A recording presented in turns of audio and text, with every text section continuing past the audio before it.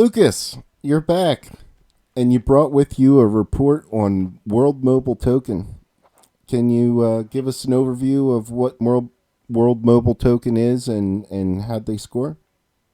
Yeah, absolutely. Thanks for having me back. This is my second report to do on here. World Mobile Token is trying to be a blockchain, telecommunication. They want to disrupt what Verizon and T-Mobile and AT&T and all the big telecommunication folks and put it on a distributed shared economy. And they scored really well. They got an 82 out of on the DYOR tool. Were there any red flags or anything that popped up? Gave you pause?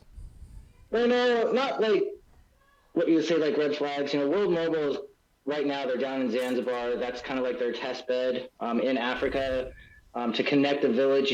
One of the biggest problems with the telecommunications is going that last mile. How do you get power and cell connection to a village that's 10 miles away from the city or the main connection? So that's what Mobile's doing.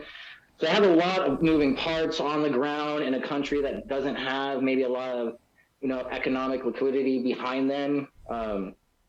So they have a node operator on the ground, a single little operator that you would think as a stake pool operator. And then you have a bigger node that's running this aerostat station, which is this huge balloon that's floating up in the air and that's covering 75 kilometers. And then you even have like another huge other node, which is called the ether node, which is actually connecting to the rest of the world. So you have these all little small parts that have to come together to do this shared economy, and that's a lot. And the incentives, for like the little guy, the stake pool operators, is the fees. The users.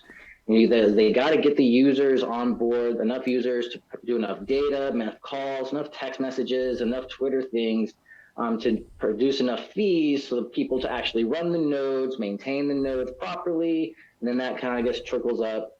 So that's kind of like the main, like little small red flags is, they have really big lofty goals.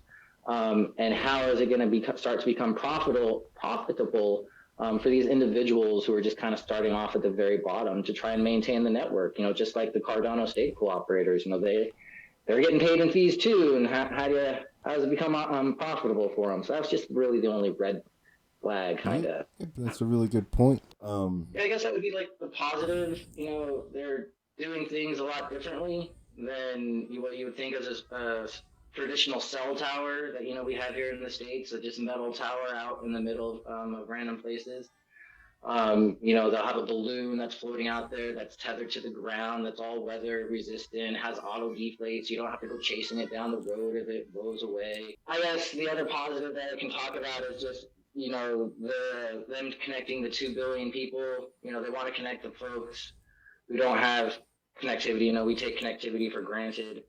And the next smartest person or the next world leader is out there without a cell phone, and if you put something in their hand, who knows what they could do. They're connecting the unconnected, right? And I'm just kind of imagining in Africa, how much are they going to use the internet right off the bat?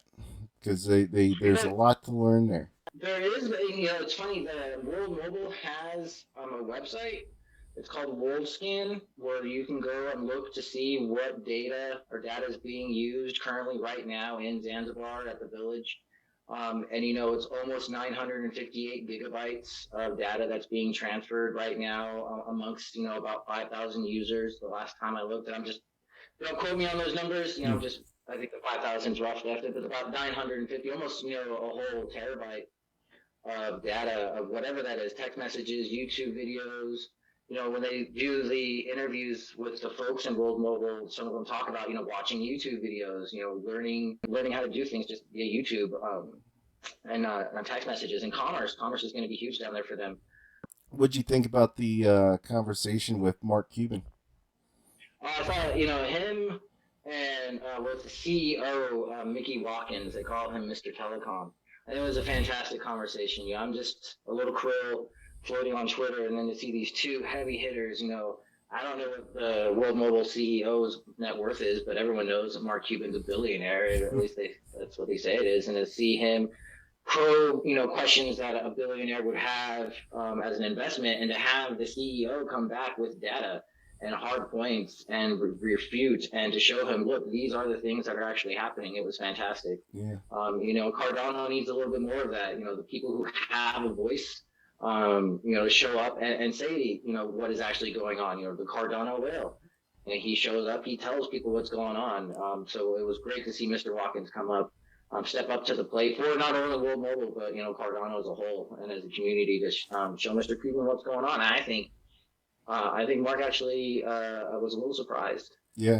Some of the things that he was told. Yeah. I think a lot of people were pretty happy that that happened.